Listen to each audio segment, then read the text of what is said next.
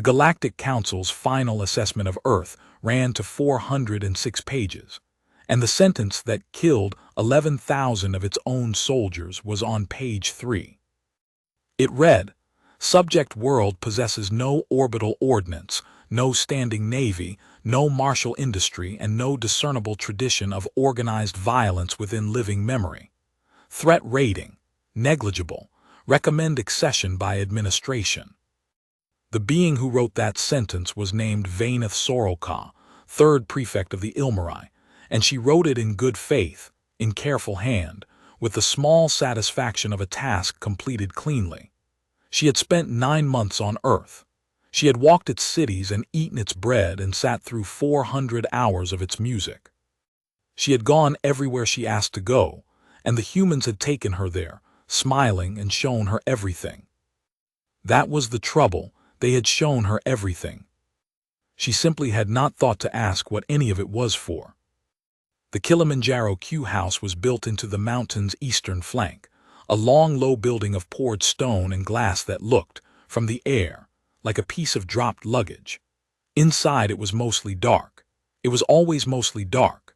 The people who worked there worked by the light of their own consoles, and the consoles were dim on purpose, because in that room the only thing worth looking at was the sky, and you could not see the sky if you had been staring at anything bright. Myra Castellan was 19 years old, and she sat in the third chair. The third chair was not a title anyone envied. First chair called the show. Second chair called the show if first chair died, choked, or was struck by an aneurysm mid-movement, which had happened exactly once in the directorate's history, and was still spoken of in the same hushed way other professions spoke of famous crashes. Third chair called the show if the first two were somehow both unavailable, which meant third chair rehearsed constantly for a job it would never do, and spent its actual working hours checking other people's arithmetic. Myra had been third chair for 11 months. She was very, very good at checking other people's arithmetic. Q81. Said Halima Nwakaib from the first chair. Her voice was low and unhurried, the voice of a woman reading a recipe. "Standing by." 81, standing, Myra said, and her fingers moved, and 1,400,000 objects in low orbit above the Indian Ocean turned, very slightly on their axes. They were called lanternflies. Each one was a hexagon of mirrored film about the width of a dinner plate, folded around a spine of spun carbon, with a solar collector and an ion whisper drive and a brain the size of a lentil. Each one weighed 110 grams. Each one cost, in bulk, roughly what a good pair of shoes cost, and Earth had been manufacturing them for 51 years in 9 factories on 3 continents. And there were, at the last count, 6,140,000 of them scattered from low orbit out to the quiet gravitational hollows where the moon's pull and Earth's pull canceled, and things could simply sit forever and wait. They caught sunlight, they threw it where they were told. That was all. That was the entire function of a lanternfly, and any child on Earth could have told you so, and any child on Earth had, at some point, lain on their back in a field on a summer night and watched 6 million of them paint a whale across the dark, or a river, or a face, or a slow unfolding flower that took an hour to bloom and covered a quarter of the sky. The Festival of Lights was the largest continuous artwork in the history of the species. It ran for 11 nights every year. It was watched, by treaty-registered figures, by 91% of the human population, and by some tens of millions of aliens who came a long way and paid a great deal to see it, because there was nothing else like it anywhere in the surveyed volume, and everyone agreed that the humans, whatever else they lacked, had a genuine gift for spectacle. 81 go, said Halima. Myra let it go. Above the ocean, 1,400,000 mirrors tipped in unison. The light they threw was not a beam. It was a suggestion, an eighth of a candle spread across 100 kilometers, and in the daylit sky it did precisely nothing at all. On the boards it showed as a thin blue contour, a shape sliding across the projection of the Earth like a hand under a bedsheet. Halima watched it move. Her face was still. "Convergence," she said. Myra's eyes went to the number. Every Q had a convergence figure. It was the oldest habit in the directorate, older than Myra, older than Halima, and nobody outside the Q houses could have said what it was for, because it was buried in the fourth submenu of a maintenance panel, and it had a boring name, and it never, ever appeared in any public rendering of a show. Convergence measured how much of the light landed inside a circle, 1 meter across. For Q81 on that morning at that geometry, the figure was 0.00009, effectively nothing. The mirrors were spread wide, throwing a soft wash for the whale's flank. The light went everywhere and nowhere, which was the point of a whale's flank. 9 parts in 100,000, Myra said. "Log it." Logged. And that was the whole exchange, and it took 4 seconds, and it was the 9th time that week they had done it, and neither of them remarked on it, and the visitor standing at the back of the room understood not one thing about it. The visitor was Prefect Vainath Soroka, and she was 7 feet tall, and she had come to see the toys. The Ilmari were a tall, pale, narrow people who moved as if underwater and who had, as a species, more or less invented the Galactic Council's paperwork. Vainath wore the gray of the accession service, and a translator disc at her throat that turned her rustling consonants into a warm contralto with a faint, permanent note of amusement in it. She had been given the amusement by the machine, not by herself, and she had never bothered to have it corrected, because in 9 months on Earth she had found the amusement broadly appropriate. 6 million, she said to the room, 6 million of them. 6,140,000, Halima said, without turning around. Give or take. We lose a few hundred a year to micrometeorites. We put a few thousand up to replace them.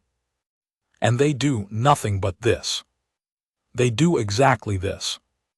Extraordinary, said Vainath, and she meant it, and she wrote it down. She had written it down before.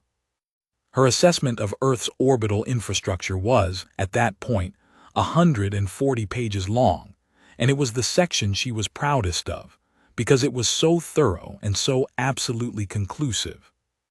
She had toured the lanternfly factory in Chengdu and watched the film get rolled out in sheets a kilometer long. She had held one of the little brains in her palm, and it had been so light she could barely feel it, and she had asked politely whether it could be used to guide anything, and the engineer had laughed and said, "Guide what? It can't even guide itself. It just knows where the sun is and where it's supposed to point." Which was true. Which was, in fact, so completely true that Vainath had underlined it in her notes. She had toured the halyard installations on the moon, the great electromagnetic throwing arms, 40 kilometers long, that hurled canisters of sintered regolith up to the smelters at the Lagrange points. Cargo catapults. She had watched one fire. It had made no sound because there was no air, and the canister had simply gone from being there to being a diminishing dot in about a second and a half, and the human foreman had said, proudly, "Cheapest freight in the system. We've got 11 of them, and we're building 4 more." She had asked, because it was her job to ask, could it throw something at a planet? And the foreman had thought about it and scratched his jaw and said, "I suppose. It'd be a hell of a way to deliver a parcel." And everyone in the room had laughed, and Vainath had laughed too, because the translator had made it sound like a joke, and she had written in her notes, "Cargo infrastructure. Civil. Not weaponized. Not weaponizable without extensive refit." She had visited the Sentinel yards in the belt, where the deflection tugs were built, big ugly ships with grapples like a crab's claws, and pusher plates at the stern for throwing themselves against a rock's flank and shoving. Planetary protection. Every world that had ever been hit by something had a program like it. Earth had 209 tugs, and an obsession about asteroids that Vainath found faintly touching, given how long it had been since anything had actually hit them. She had visited the broadcast arrays in Greenland and Australia and the deep desert of Chile, the vast fields of dishes and phased panels that carried human signal traffic, and in the festival season, the show's timing beacons. Communications. Civil. She had visited the simulation farms, which were the strangest thing on Earth and the thing she understood least, and which she had, in the end, filed under recreation. The humans called them rehearsal halls. They were buildings full of young people in chairs, wearing lenses, sitting very still, their fingers moving. "What are they doing?" she had asked. "Rehearsing," the supervisor said. "For the festival." "For everything," the supervisor said, and then, seeing Vayneth's face, had smiled and said, "For the festival, yes." Article 9 of the accession protocols was 1 paragraph long, and it was the most successful piece of legislation in the Council's 11,000-year history. It said, in essence, a candidate world during its probationary period shall not manufacture weapons, shall not maintain a standing navy, shall not conduct martial research, and shall not fortify its orbital space. Compliance shall be verified by inspection. Non-compliance shall be met with administration. It was successful because it worked. In 11,000 years, 460 species had gone through candidacy under Article 9. Some had refused it and been administered. Some had cheated and been caught and been administered. Most had complied sullenly and had grown accustomed to their own defenselessness and had been quietly and permanently absorbed and had never quite noticed the moment when the choice stopped being theirs. The genius of Article 9 was that it did not ask a species to be peaceful. It asked a species to be helpless, and let it call that peace, and let it feel proud. Earth signed it in the 11th year after first contact. There was a great deal of argument first. There was, in the end, no serious alternative. The Council's demonstration fleet had parked itself past Neptune and stayed there for a year, doing nothing, which was the most eloquent thing it could have done. Earth complied.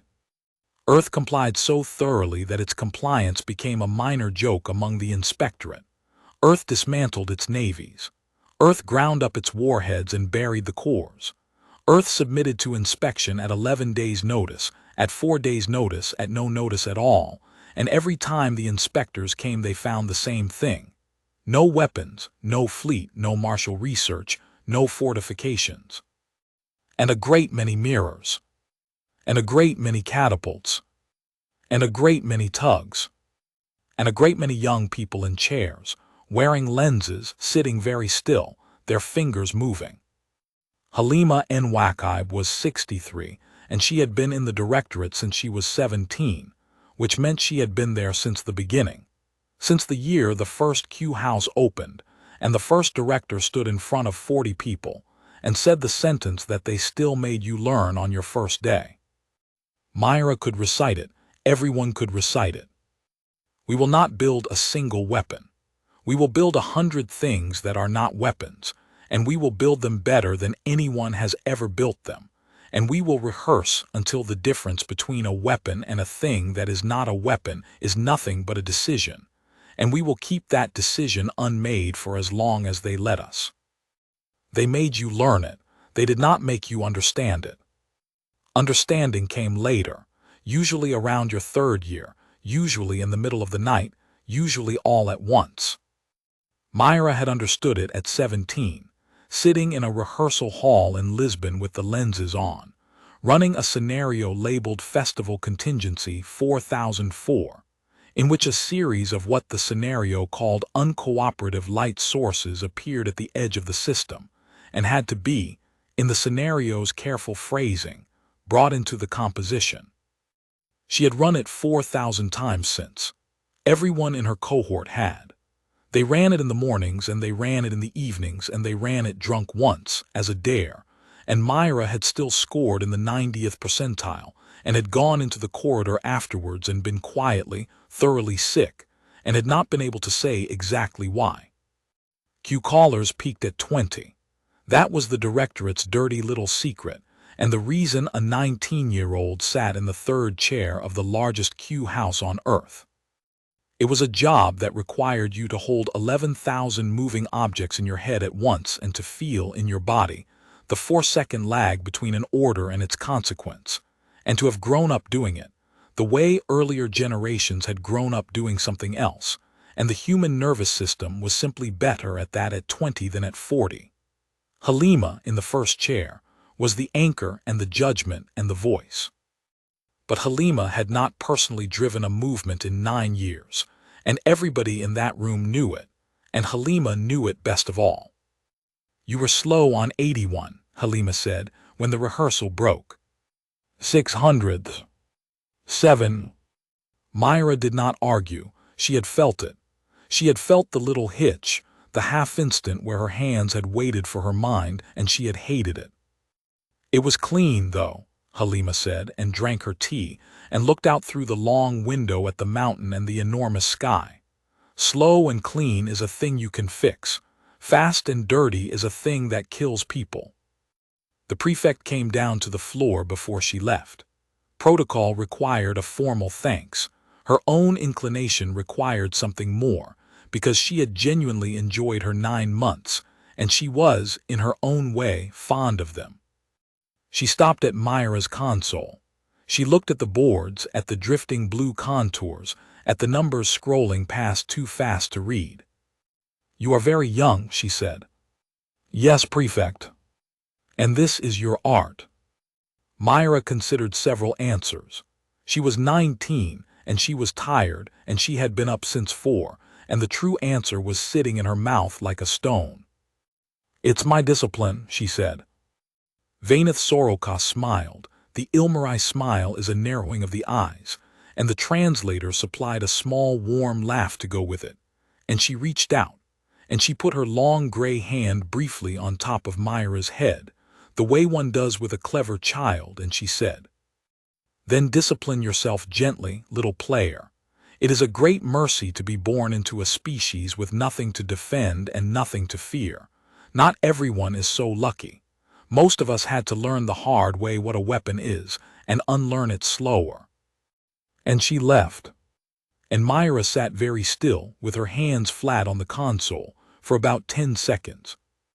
Then she pulled up the maintenance panel and went to the 4th submenu and looked at the convergence figure for Q81. And then she changed the geometry, not the Q, just the geometry, the way you might idly retie a knot, and watched the number climb. 9 parts in 100,000. Then 4 in 1,000. Then 11 in 100. Then, as the mirrors in her imagination folded inward, as 6 million dinner plates found a single point and held it, as 51 years of practice narrowed to a place a meter wide out past the moon's orbit, the number went to 0.94 and stopped and sat there, blinking, patient, harmless. 94% of the light of 6 million mirrors, in a circle you could stand in. Myra looked at it for a while. Then she cleared the panel and finished her shift and went home, and did not sleep well. The prefect's report was filed with the council 11 days later. It was, everyone agreed, exemplary work, thorough, humane, and unusually warm in tone. It noted the species' remarkable compliance. It noted their artistic achievements at some length. It noted, with what a careful reader might have detected as real affection, that they were a people of performance, that they organized their whole civilization around the making and watching of shows, and that this was, in the prefect's professional judgment, both the source of their charm and the reason for their evident harmlessness. "A species that is always performing," she wrote, "has no time left over to prepare." And on page 3, in careful hand, she wrote the sentence, "Threat rating, negligible." The council read it and believed it, and began, with the clean conscience of the well-informed, to plan the administration of Earth. The decision was taken in the Hall of Instruments on Tessavane, which was the council's administrative capital and a very beautiful place, and it took 11 minutes. The case was presented by the Bureau of Resource Allocation, and it was not a case about Earth at all. It was a case about hydrogen. The Sol system had, by the survey's reckoning, an unusually generous quantity of accessible volatiles, the gas giants, the ice moons, the belt, the cometary halo. It sat awkwardly athwart a shipping lane that the Council had been widening for 2 centuries. Its single inhabited world was pleasant, temperate, and this was said aloud in the hall without embarrassment, underused, since the humans insisted on leaving nearly a third of it empty for the sake of things that grew there. The proposal was standard. It had a name and a form and a filing number. Accession by administration. The candidate species' probationary status would be converted to protectorate status without the customary ratification vote, on the grounds that the species' own institutions were insufficiently developed to render meaningful consent. The population would be relocated, humanely, in stages over 40 years, to a reserved world in the Corvid Reach, which was cold but survivable and had a great many mountains, which the survey noted the humans seemed to like. Their culture would be preserved. Their festivals would be subsidized.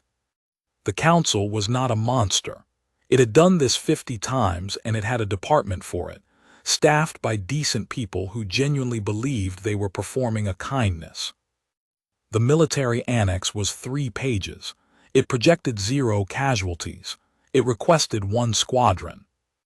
Prefect Vaineth Soroka was in the chamber when the vote was called, standing in the gallery reserved for reporting officers, and she felt something turn over in her chest that she did not have a word for. Her report had been quoted twice. Both quotations were accurate. Both were hers. She had written negligible, and here was negligible being used as a floor to stand on while men decided to move a species off its planet. She rose to speak. The Speaker of the Council, a mild gray person named Alant who had held the chair for 400 years and had never once raised his voice, granted her 90 seconds. She used them badly. She was not a politician. She said that the humans had been exemplary in their compliance. She said that the report described a threat, not a right, and that the absence of one did not create the other. She said, and this was the sentence that made the chamber laugh, gently, indulgently, that she had lived among them and found them serious.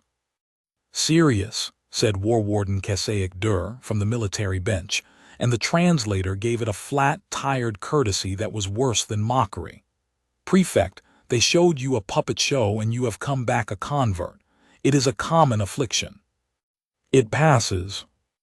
The vote carried, 611 to 40.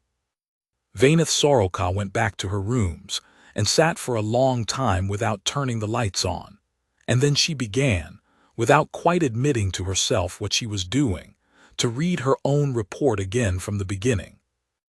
War Warden Kesaic Dur of the Odon was not a cruel person, and would have been genuinely surprised to hear himself described as one.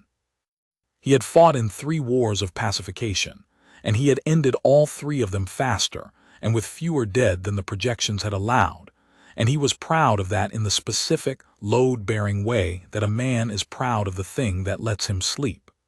He believed that the shortest cruelty was the smallest cruelty. He believed that a species that saw the size of the fleet above it would not fight, and that a species that did not fight did not die, and that his job was therefore to be as large and as visible and as obviously irresistible as it was possible for 40 ships to be. His squadron was the 9th compliance, and it was, by the standards of the Council, a courtesy. 2 heavy line ships, 11 strike cruisers, 20 escorts, 6 auxiliaries, and a pair of colony transports carrying the first survey teams and the relocation staff, who were mostly civilians and mostly women and mostly, at that moment, playing cards. Kesaic's flagship was the unwavering instrument, and it was 2 kilometers long, and its main battery could put a hole through a moon. He composed his ultimatum himself. It was courteous. He was rather pleased with it. The 9th Compliance Squadron dropped out of the deep in the plane of the ecliptic, 11 light minutes out, on the 4th day of the Festival of Lights.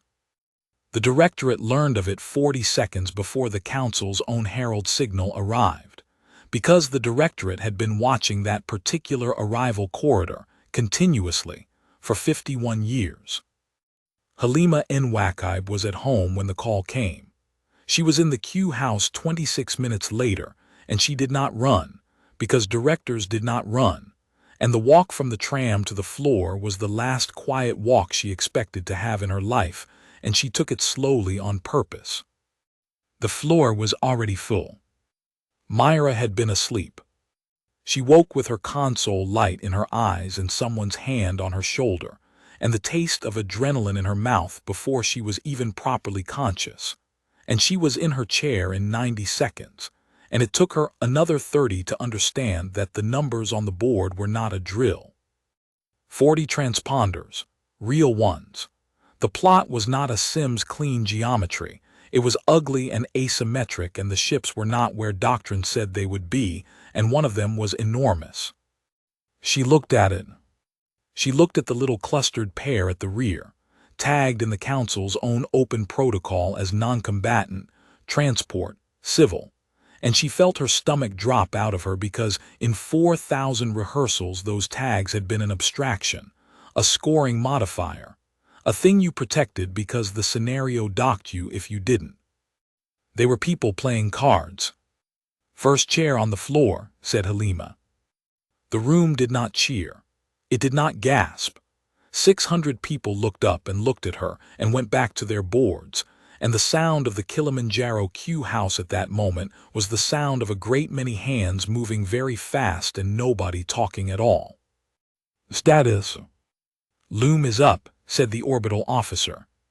6,139,000 assets, all nominal, all in festival attitude. 400,000 at L4, 600,000 at L5, the rest distributed. Halyard. 11 throwers on Luna, 4 on Vesta, hot and loaded. Cargo cycles are still running, Director. We haven't stopped them. Don't stop them, Sentinel. 209 tugs, 181 on station, all with grapple packages, all with plates. The rest are out at the Hyakutake escort and can't get back inside 11 days. House lights. Every array on the planet, Director. Greenland's still down for maintenance. It can be up in an hour. Bring it up. Halima sat down in the first chair. She adjusted it exactly 2 centimeters, the way she always did. Q callers. 9 houses reporting, said the floor manager. Kilimanjaro, Lisbon, Chengdu, Manaus, Reykjavik, Perth, Bengaluru, Lagos, Tromsø, full cohorts, 941 callers. Average age, Halima said to nobody quietly, and the floor manager did not answer because it was not a question, because everybody knew. 21. The ultimatum was broadcast in the clear, in 11 human languages, and it was, everyone who heard it agreed on this afterwards, a decent piece of work. It said that the Council had determined that Earth's institutions could not render meaningful consent. It said that the relocation would be gradual, funded, and respectful. It said that no harm was intended to any human being, and that any human being who cooperated would be protected by the full weight of Council law. It said that resistance was not merely futile but arithmetically impossible, and that the squadron above them was, and it used this word deliberately, an act of restraint. It gave them 10 hours. And then, because War Warden Kasaic Dur was a professional, and because his standing orders required a demonstration of capability before any coercive deadline, he selected a target that would kill nobody. Sentinel Station Augur was a rock-watching platform in a high polar orbit. It was old, it was ugly, it had a crew of 311, and its entire function was to sit there and stare outward at the dark and shout if anything was coming.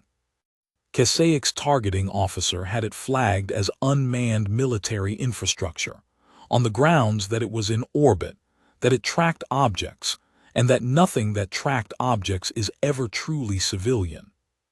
The flag was wrong. Nobody checked it.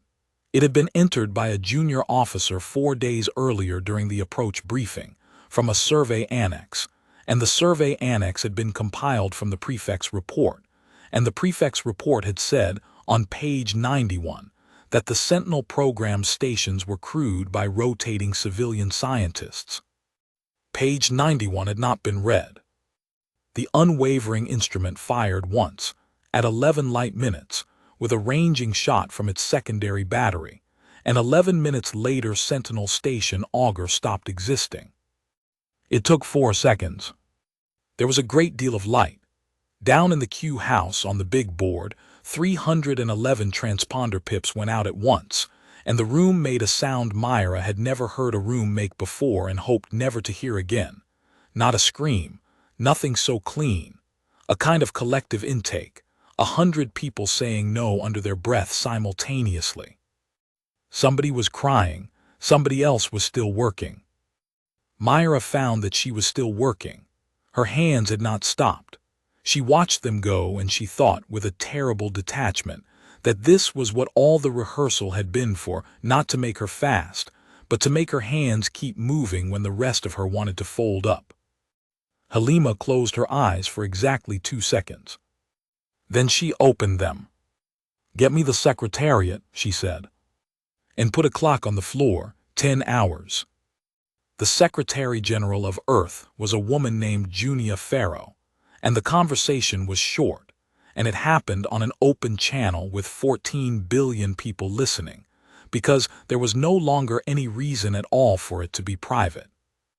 "Director," she said, "can you do it?" "Yes." "How many of them will die?" Halima looked at the board.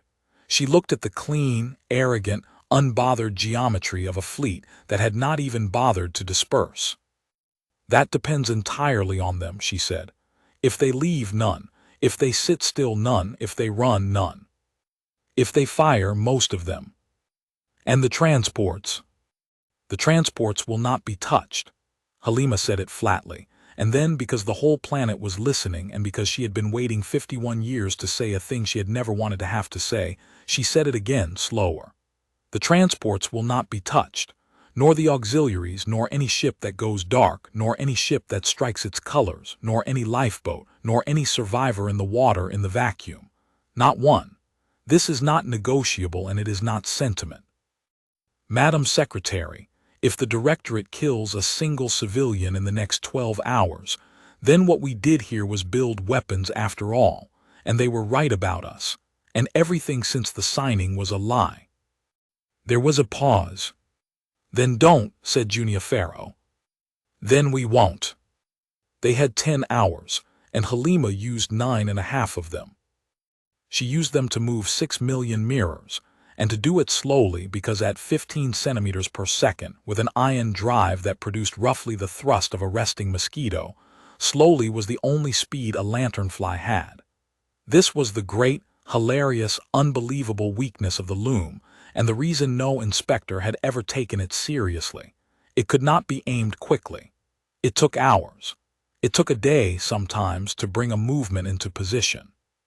Which was exactly why the Directorate had spent 51 years learning to know, precisely and in advance, where an enemy would be. That was what the simulation farms were, not weapons research, nothing so crude. Choreography.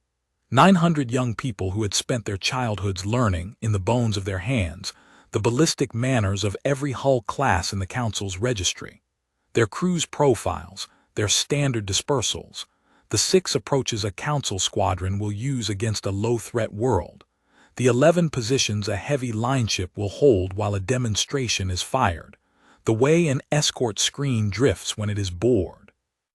The Council's own doctrine was published. Of course it was published. It was published because it was meant to frighten people, and because no one had ever thought to ask what a species with no weapons and infinite patience would do with 40 years to read it. Kasaic Dur parked his squadron exactly where the manual said to park it. Myra watched him do it and felt the strangest thing she had ever felt in her life, which was recognition. She had seen this shape before. She had seen this shape 4,000 times. She had seen it drunk. She had seen it in her sleep. Somewhere behind her eyes, A 19-year-old girl who had been running Festival Contingency 4004 since she was 14 looked at the plot of a real fleet with 11,000 real people in it and thought, with a horror she would carry the rest of her life. "You're standing on your mark." "Movement 1, Halima said. "Bring it up." 6 million mirrors began, at 15 centimeters per second, to turn. Nobody in the squadron noticed, because nobody was looking, because there was nothing to see. The lanternflies did not power up, they were always on. They did not close ranks. They simply drifted, 100,000 kilometers of tissue-thin nothing, glittering faintly, the way they had glittered every night for 51 years.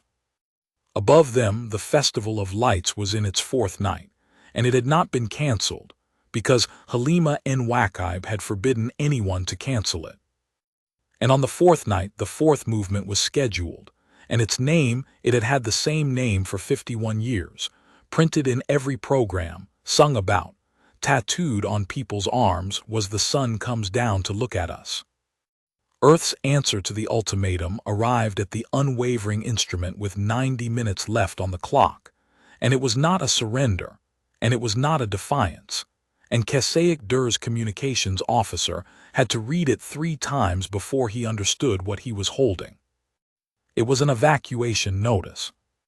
It was addressed, in the Council's own protocol, to the master of every vessel in the 9th Compliance Squadron, individually, by name and hull number, which was itself a small, cold surprise, because those names had not been broadcast, and it said this: "To the civil transport's meridian gift and long patience, to the auxiliaries, to the hospital tender, to the survey staff and the relocation staff, and the 206 children aboard the long patience whose presence Earth notes without comment. You are not our business. Withdraw to a distance of 40 light seconds from the ecliptic plane, on any bearing you choose, at any speed you can manage, and you will not be touched by anything that happens here, today or ever. You may take with you any person from any other vessel who wishes to go. Earth will hold its hand until you are clear and will hold it afterwards. To the warships of the 9th Compliance. You have destroyed Sentinel Station Augur and killed 311 people who were watching for rocks. Earth understands that this was a mistake. Earth is not interested in your mistake. Any warship that powers down its weapons and drifts will be left alone. Any warship that leaves the system will be allowed to leave. Any warship that fires again will be answered. There is no third condition. There is no negotiation. The festival is in its fourth night, and the fourth movement begins in 90 minutes, and it will begin whether you are standing in it or not. The signature block was not a government. It was not a fleet because there was no fleet. It was the Directorate of Choreography, Kilimanjaro Q House, first chair. Qasaiq Dur read it standing up, in front of his staff, and he laughed. It was not a cruel laugh. It was the laugh of a professional soldier confronted with a document so magnificently unhinged that the only alternative to laughing was to worry. And he was not going to worry, because he had 40 ships and a plot that showed him, in exhaustive detail, an entire star system containing not one single weapon. "They want my transports to leave," he said. "So it appears, War Warden. Because they intend to be scrupulous." He shook his broad head slowly, and the amusement drained out of him and left something almost like sadness. "This is the puppet show. This is what Soroka meant, and she was right, and she still did not understand what she was looking at. They are performing, even now. They have no capacity to resist, and so they are staging the last thing they have, which is dignity. They will send us a beautiful letter, and light up their sky, and in the morning they will do exactly as they are told, and they will spend the next 400 years telling their children that they warned us." He turned to the plot. "Weapons free?" his flag captain asked. "No," said Qasaiq, "absolutely not. Nobody fires. They have given me a deadline of 90 minutes and a promise to do nothing if we sit still, and I intend to sit still and let the deadline pass and let them watch it pass, and when nothing happens they will surrender. That is how this ends with no one else dead. Augur was enough. Augur was too much. He meant it. That was the thing that Vaineth Soroka would think about for the rest of her long life, that he had meant it. Then he added, because he was a careful man, "But bring the transports up behind the line ships. I want them screened." Which was, in the end, why the Meridian Gift and the long patience did not withdraw to 40 light seconds. They tried. Their masters, who were civilians and who had read the letter, and who did not have a single ounce of interest in the honor of the Odon, asked twice for permission to run. Both times the war warden's flag captain denied it, because ordering civilian craft to flee in the face of an unarmed world would have been, in the words of the log entry, an unacceptable signal. On Earth, the last hour of the ultimatum passed, and the strangest thing about it, the thing every alien historian would fixate on afterwards, the thing that no model of a species under existential threat had ever predicted, was that almost nobody ran. There was some running. There is always some running. 3 cities emptied northward. The roads out of Buenos Aires and Karachi and Houston clogged and stayed clogged for 2 days.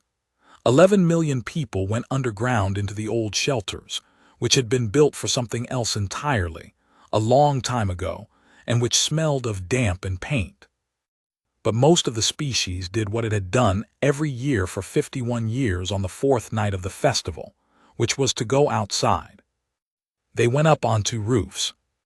They went out into fields and car parks and the flat tops of parking structures and the long cold beaches of the northern hemisphere, and they took blankets, and they took their children, and they sat down on the ground and looked up, because the show was scheduled and nobody had canceled it, and the human answer to an unanswerable evening has always been, stubbornly, to keep the appointment. A woman in Nairobi named Grace Castellan sat on a plastic chair on the roof of a hospital where she had worked for 31 years, in her coat, with a cup of tea going cold in her hands, and looked at a sky in which nothing had happened yet. Her daughter was 50 kilometers away and 400 kilometers up, in a manner of speaking, and she had not spoken to her in 9 days, and she had watched the prefect's tour footage on the news like everyone else, and had seen a gray hand come down on the top of her child's head. She was not thinking about the fleet. She was thinking, with the specific and useless precision of mothers, that Myra had not slept properly since she was 15, and that whatever happened tonight, she was not going to sleep properly again. Around her on the roof were 40 people, nurses coming off shift, 2 surgeons, a porter, a man with a broken arm who had refused to go back to his ward. Nobody was talking much. The tea trolley had come up at some point and been emptied. Somebody's radio was carrying the directorate's open channel, which was, at that hour, nothing but the toneless voices of very young people saying numbers to each other. "Convergence at 9, said the radio. "Attitude nominal, all houses reporting." "They sound bored," said the porter. "They're supposed to sound bored," said Grace Castellan. "That's the job." And she drank her cold tea, and she looked at the sky, and she waited for her daughter to move the stars. 14 billion people did roughly the same thing. The network stayed up because nobody could think of a reason to take them down, and the festival feed ran in its usual slot with its usual commentary team, 2 cheerful astronomers and a retired dancer, who found themselves at 2:30 UTC describing, in careful, level voices, a fleet of warships parked across the ecliptic and a 4th movement that was going to begin on schedule regardless. "It is important to say," one of them told an audience of billions, in a tone she had used for 51 years to explain optics to children, "that nothing you are about to see is a secret. Everything you are about to see is in the program. It has been in the program since before most of us were born." At Kilimanjaro, the clock ran down through its last hour, and Myra Castellan watched the 2 civilian pips fail to move, and something in her chest closed like a fist. "They're not going," she said. Halima did not look up. No. Director, they're not going. They're tucking them in behind the line ships. I see it. Then we can't. Myra stopped. Her voice had gone up. 19 years old, and her voice had gone up in the first chair's hearing on an open floor, and she felt her face burn.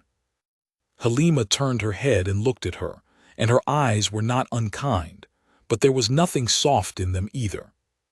Say it properly, she said. Myra breathed. She put both hands flat on the console. She looked at the plot. The two line ships, vast and confident, and behind them, nestled in the shadow of their bulk like ducklings, the transports with their 206 children. If we take the line ships from this angle, she said, the drift cone puts fragments through the transports in 40 seconds.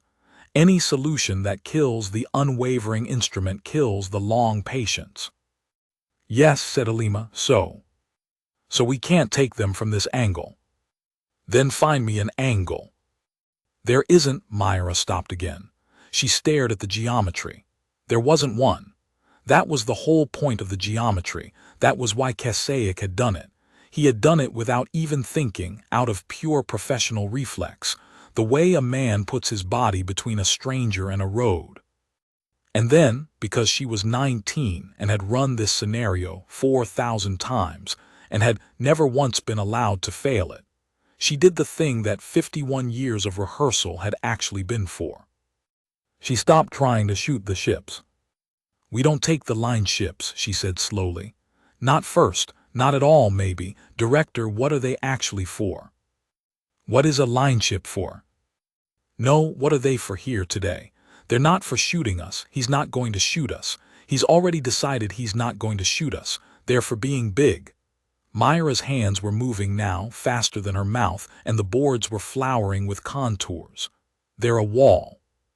That's their entire function in his mind. That's why he stacked them like that. He's using 2 kilometers of hull as a piece of furniture, and behind it he's put every soft thing he has. And a wall doesn't need engines.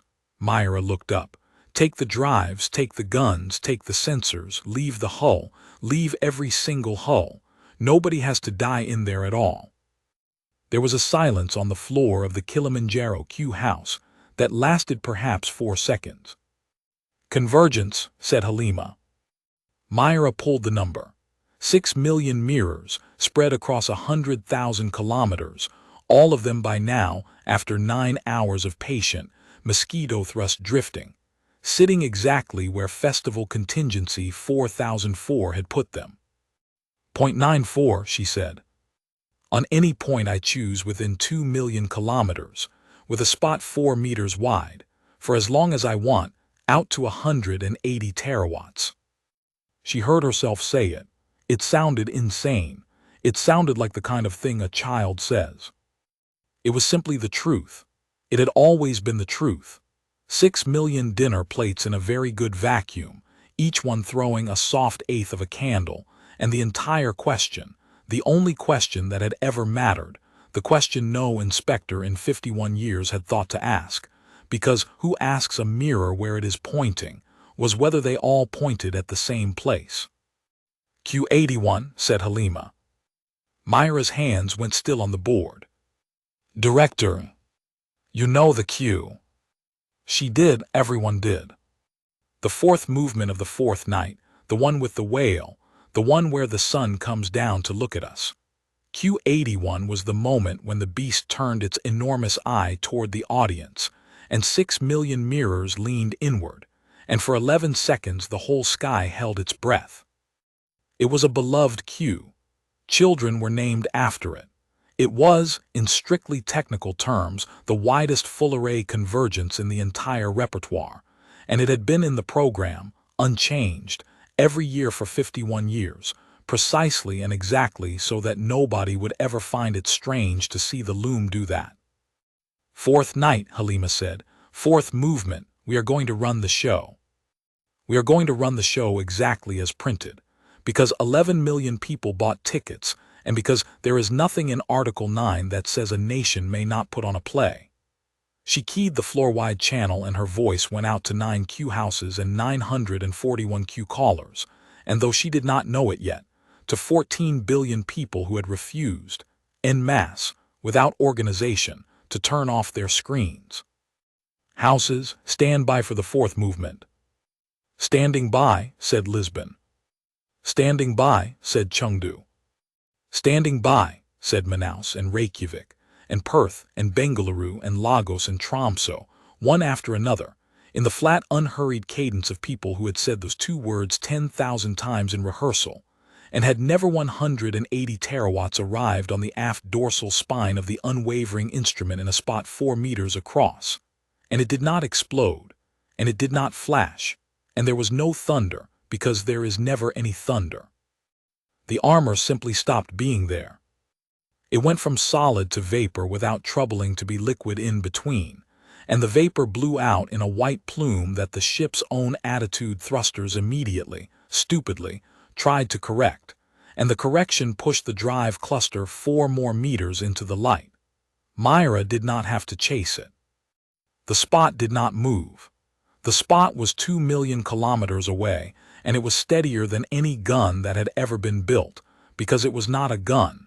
It was an image, a focused picture of the sun, and it stayed exactly where 6 million patient little brains had been told to put it, and the ship walked into it.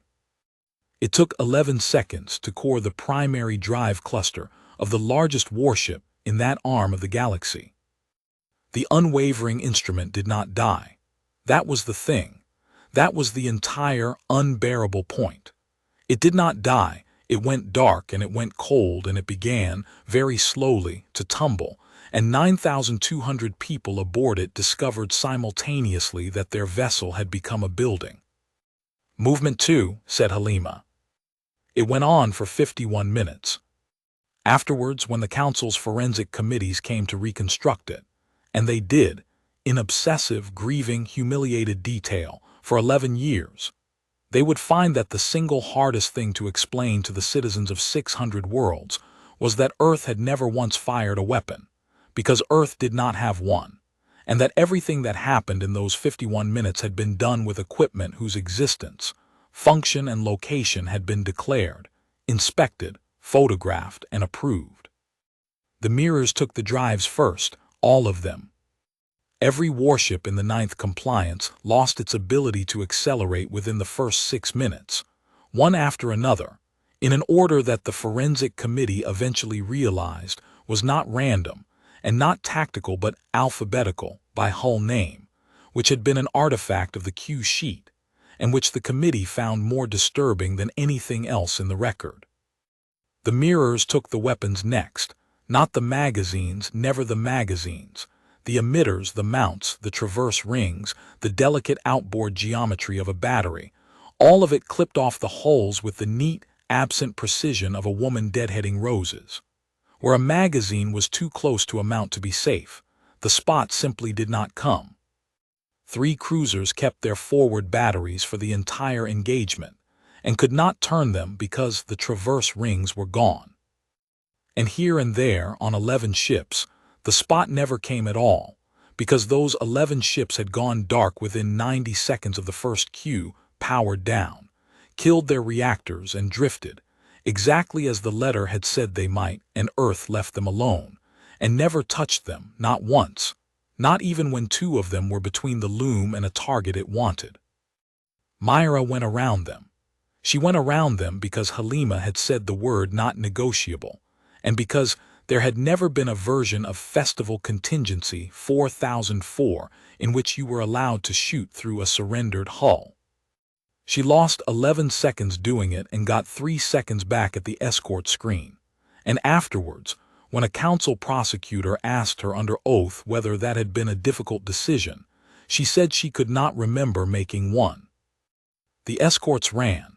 Some of them ran outward, and Earth let them go, and 8 of them made the deep and jumped and were not pursued, and their captains were court-martialed by their own navy for it in a proceeding that was eventually and quietly abandoned. Some of them ran inward, towards Earth, because their doctrine said that an unarmed planet is a shield, and that a ship close enough to a population center cannot be fired upon. That doctrine had been published too. The halyard line had been throwing canisters of sintered lunar regolith at the Lagrange smelters for 51 years. 40 tons, at 11 kilometers per second, 11 times a day, from 11 throwers, on a schedule so regular you could set your watch by it. And every canister's trajectory was filed 48 hours in advance with the Council's own traffic authority, because Earth was a scrupulous member of the shipping community. The Directorate had filed that morning's flight plans as usual. They were on record. They were public. Anybody could have read them. They did not touch a single ship, not one.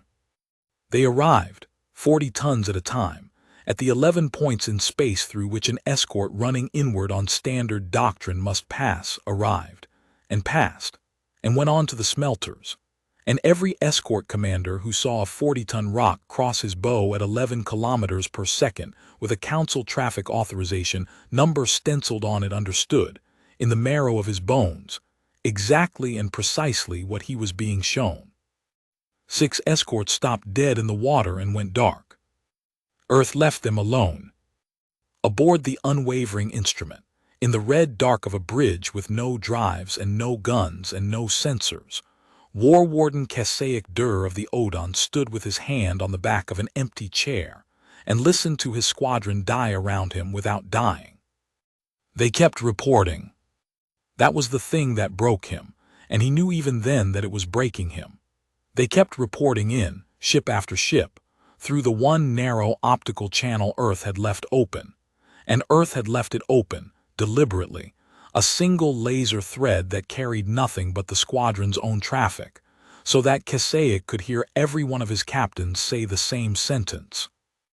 Drives gone, batteries gone, hull intact, no casualties. No casualties. 40 ships, 11,200 people. He waited for the number to start. He had fought 3 wars and he knew the shape of the hour after. He knew that the number always started, that it started small and grew all night, and he stood in the dark with his hand on a chair and waited for it, and it did not come. Casualty report, he said for the 4th time. Fleet-wide, War Warden. His flag captain's voice had gone very flat. 19 injured, 4 serious, no dead. That is not possible. No, War Warden. Kasaic Dur looked at the optical plot. A smear of a planet, a smudge of a moon, and past it, filling 100,000 kilometers of empty space, faintly, prettily, twinkling like frost on a window, the thing that had done this. Toys, 6 million toys. He had watched the survey footage on the way in. Everyone had. They had all sat in the mess and watched the humans' famous light show, because it was the only thing anyone in the Council knew about Earth. And there had been a scene. He remembered it exactly, of a girl of about 19 sitting at a console in a dark room with her fingers moving, and a prefect had put a hand on her head and called her a little player, and Kasaic had laughed. He was not laughing now. He was doing arithmetic. Because he understood, standing there, what it meant that his ships were not dead. It did not mean mercy. It meant this. They could have been. Every one of them at any moment in any order. The thing out there could put the whole output of a star through a window 4 meters wide anywhere in this system, for as long as it liked, and it had chosen, cue by cue, line by line, to take only what it needed. Somebody had sat down and decided in advance how much of him to remove. He had been edited. And the 206 children on the long patience, the ship he had personally screened behind 2 kilometers of hull, the ship that had asked twice for permission to run and been refused because of an unacceptable signal, the long patience was untouched.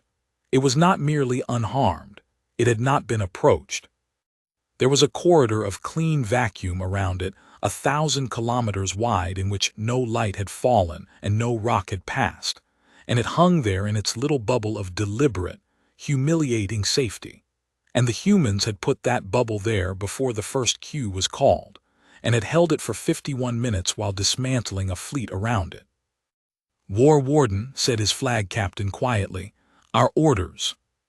Kasaic Dur closed his eyes. He had 211 relativistic sunderers in the deep magazines of the unwavering instrument. They were not fired from a battery. They did not need drives or sensors or traverse rings. They were launched cold from a keel tube on a chemical charge, and they lit their own engines an hour out, and they hit like a moon falling, and there were 211 of them, and they were, at that moment, the only functioning weapons in the 9th Compliance Squadron. The keel tube was intact. The magazines were intact. Earth had not touched them. Earth had left him the ability to kill a world and taken everything else, and he understood with a clarity that arrived like a blow that this too was a message, and that the message was, we know exactly what we have left you, and we are watching, and the decision is yours. His targeting officer was looking at him. His flag captain was looking at him. 11,200 living people in 40 drifting hulls were, in a sense, looking at him. He thought about Vainath Soroka standing in the gallery saying, I found them serious, and the chamber laughing. Sir, said the targeting officer, Sunderer solution on the primary landmass is available. 9 minutes. The silence on the flag bridge went on for a long time. No, said War Warden Kasaic Dur. Aboard the flag bridge he gave 3 orders, in a voice that his flag captain afterwards described to the inquiry as perfectly calm, and which the flag captain also said he would hear for the rest of his life. Flood the deep magazines. Dump the sunderers to space, cold, inert, tumbling where anyone could see them. Strike colors fleet-wide on the open channel in the clear. And then he sat down in the empty chair, and he waited to find out what kind of people he had brought his children to. In the Kilimanjaro Q house, the board went quiet. Not silent. Never silent. The boards never went silent. There were always 6 million objects reporting attitude and charge and sun angle, and the noise of it was like rain on a roof and always had been. But the red went out of the plot, one ship at a time, and the tags changed, and Myra Castellan sat in the 3rd chair with her hands still on the console, and watched 211 relativistic sunderers come tumbling out of the keel of the unwavering instrument like seeds out of a split pod, cold and dead and unarmed, drifting harmlessly outward into the dark. Somebody on the floor said, he's dumping his magazines. Somebody else said, confirm he's dumping, confirm, that's a strike, that's colors, that's fleet-wide colors. And the floor of the Kilimanjaro Q house did not cheer. That was the thing that 14 billion people saw, because the feed was still live, because nobody had thought to cut it, and it would not have occurred to Halima N. Wakaib to try. 600 people in a dark room, at the end of the most complete military victory in the history of the human species, sat at their consoles and did not cheer. A woman in the 4th row put her head down on her arms. A boy of 20 at the Lisbon repeater took off his lenses and walked out of the room and was sick in a corridor. Somebody was praying. Most of them were simply working, because 6 million mirrors do not stop needing to be told where the sun is just because a war has ended. Movement complete, Halima said at last. She had not moved from the 1st chair for 11 hours. All houses hold attitude. Do not stand down, do not disperse. Myra. Director. Convergence to 0. Myra looked at the number, 0.94. 6 million mirrors, all leaning in, all pointing at a spot 4 meters wide in the middle of a fleet full of people. She spread them. It took her a full minute, because a lanternfly cannot be hurried, and she did it in 11 graded steps, and every step of it went out on the open channel where the 9th Compliance could see it. 0.94, 0.71, 0.44, 0.19, 0.06, 0.002, and then the long soft slide down to 9 parts in 100,000, and then to nothing at all, and above the drifting hulks of 40 warships the great whale of light unfolded its eye and looked away, and became once more a wash, a shimmer, a decoration, a toy. 0, she said. Log it, said Halima. Logged. And Halima Nwaka put her face in her hands for exactly 2 seconds, and then took it out again, and reached over, and turned on the microphone that connected the Kilimanjaro Q house to the flag bridge of the unwavering instrument. War Warden, she said, this is the first chair. Your ships are cold and your people are alive, and they are going to stay that way. 209 tugs are coming out to you now. They have grapples and they have air and they have doctors. Do not fire on them. They are the only reason your crews will not be breathing vacuum in 9 days. They will tow you to a parking orbit and we will feed you until the council comes to collect you, and it will come, and when it comes you will tell it exactly what you saw.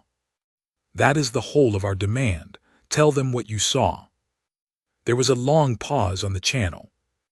Who am I speaking to? Said Kasaic Dur. Halima Nwaka, director of choreography. You are not a soldier. No, said Halima. None of us are, that was the point. That was always the point, and none of you ever asked what the point was, and you have all just watched what it cost you. She looked, without meaning to, at the third chair, at a 19-year-old girl with her hands flat on a console and her face wet and her breathing carefully, professionally controlled. The person who took your fleet apart is a child, War Warden. She has never held a weapon. There is no weapon on this planet for her to hold. She has spent 5 years learning to put light exactly where it is asked to go, and this morning we asked, and she put it there, and she will not sleep properly again for the rest of her life. Your squadron killed 311 of ours. We killed none of yours. Do the arithmetic on that as often as you like. It will not come out any better. The shift ended at 7:40, because shifts end. Because 6 million mirrors need a night watch, and the night watch had come in at their usual time with their usual coffee, and had found the day crew still sitting there.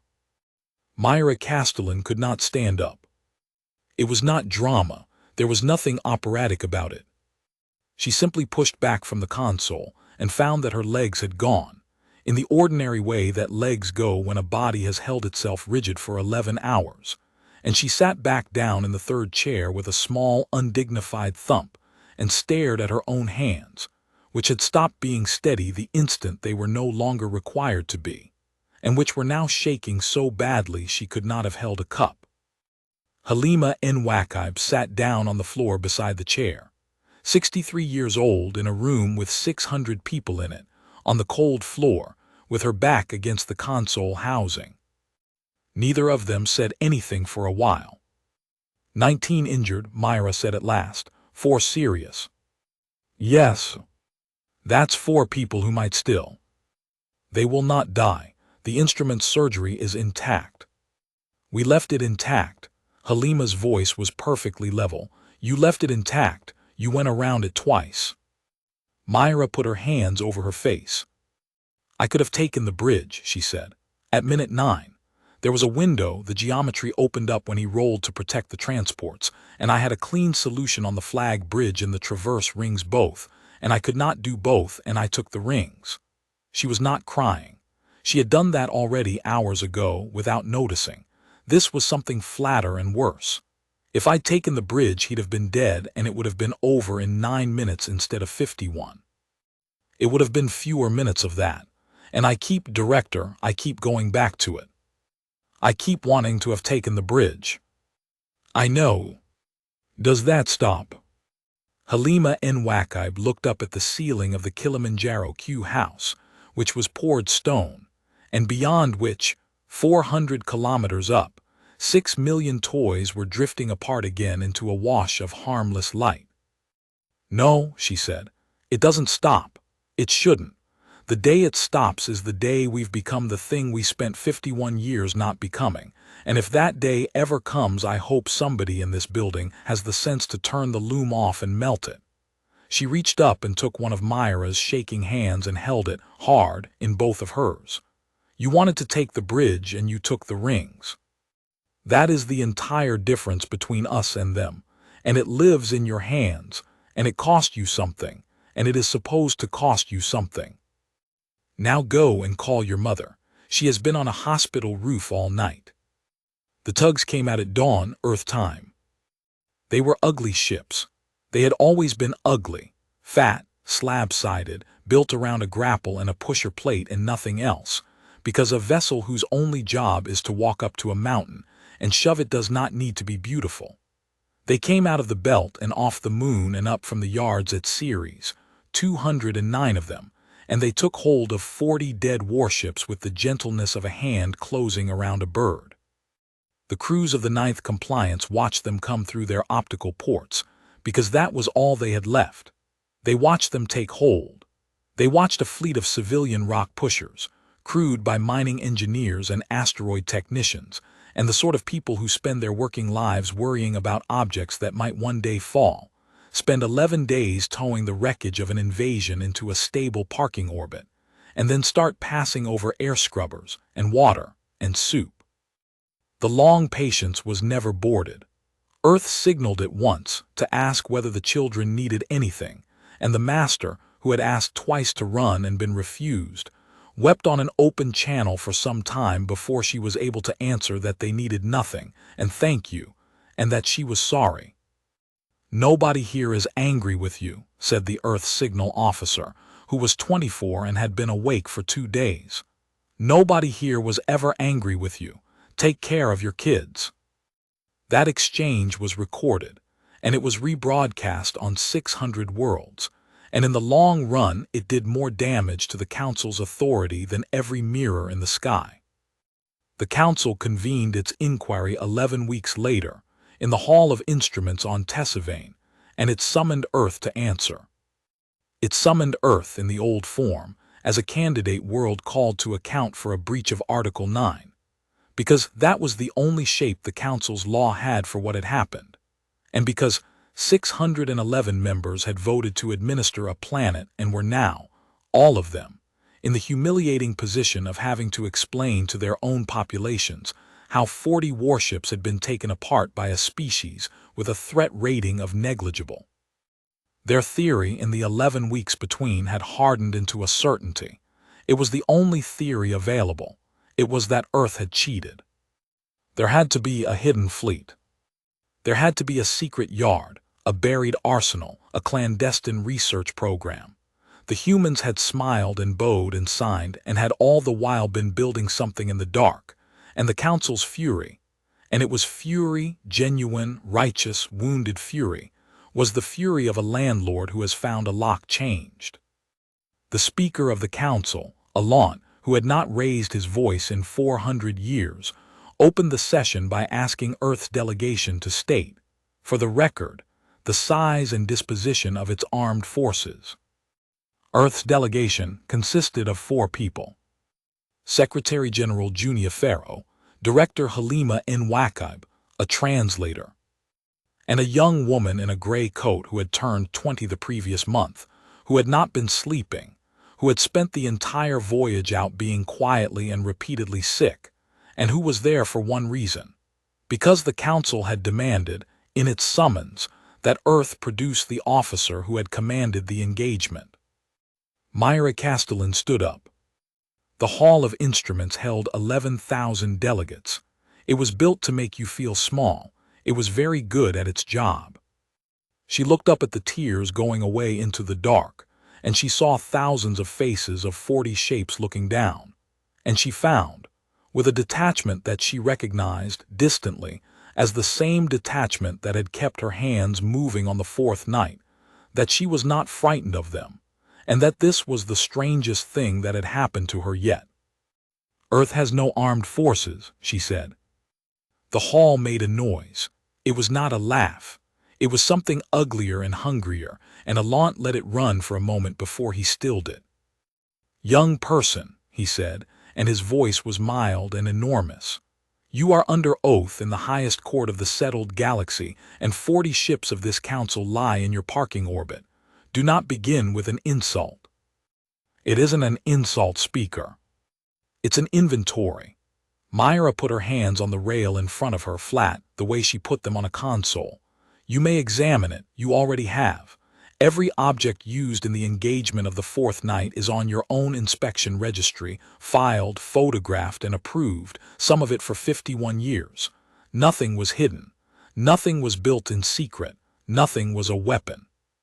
You will want to know how many mirrors we have. You have the number, your prefect wrote it down. 6,140,000.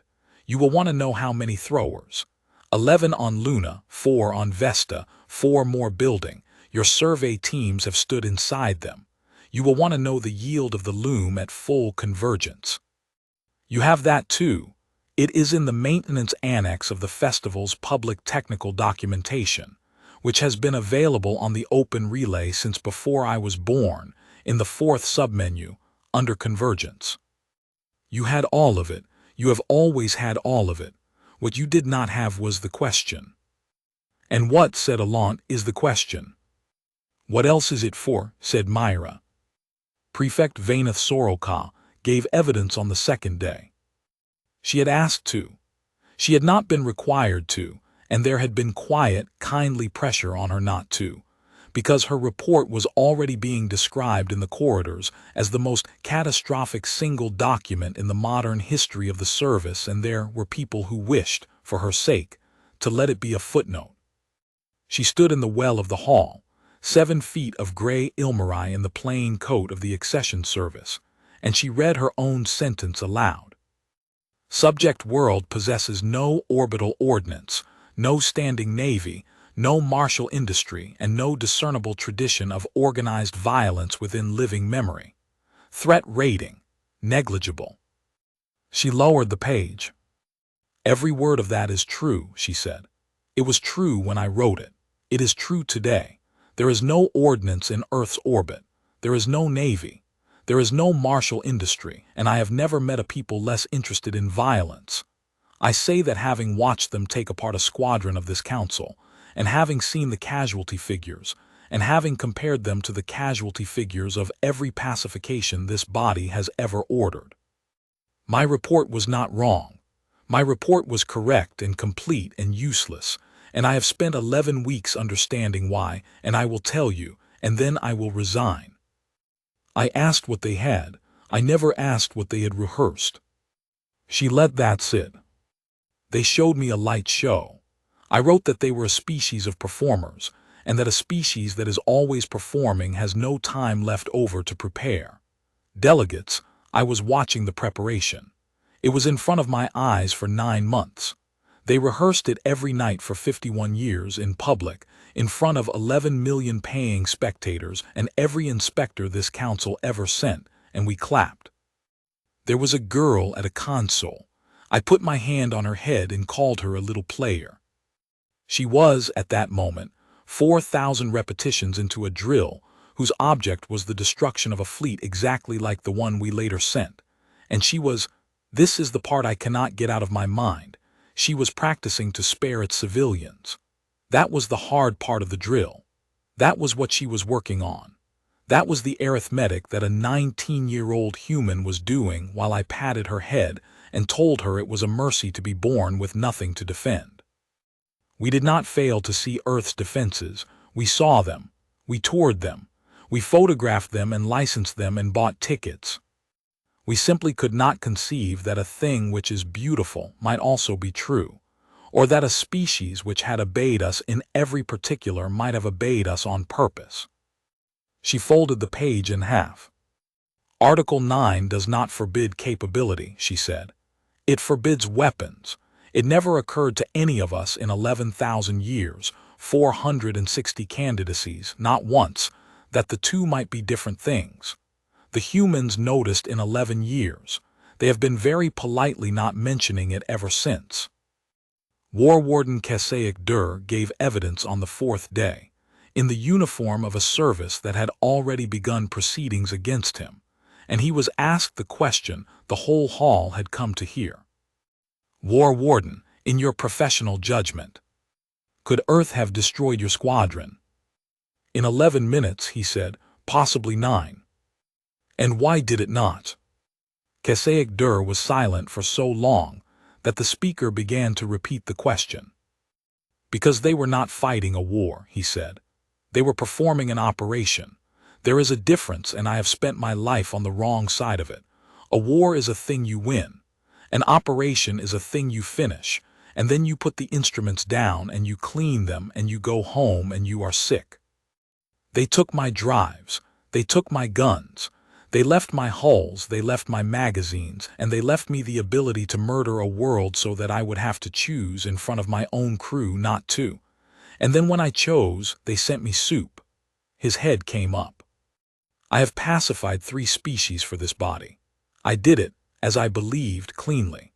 I have thought a great deal in 11 weeks about the 206 children on the long patience, whom I put behind 2 kilometers of armor and forbade to run, and about the fact that the only people in that system who were certainly not going to harm them were the ones I had come to relocate.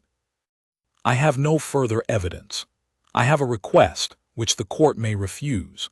I would like the record to show that when the humans said they would not touch my civilians, they were telling the truth, and that I did not believe them, and that this is the single greatest professional failure of my life. The judgment came on the 11th day. It found that Earth had not violated Article 9. It could not find otherwise. The inspection records were exhaustive and they were the Council's own.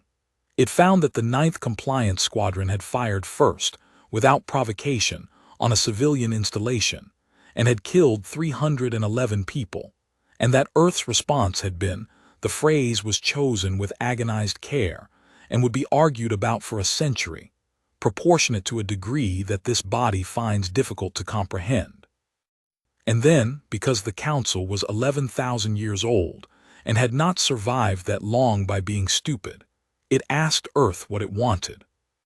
Junia Pharaoh gave the terms, and they took 4 minutes, and they were not what anyone in the hall expected. Earth wanted no reparations.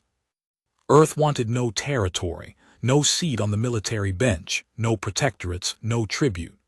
Earth wanted its dead acknowledged by name, all 311, read into the record, which took 2 hours and which the hall sat through in silence. And Earth wanted Article 9 repealed. Not amended in its favor. Repealed entirely for every candidate world in the settled galaxy.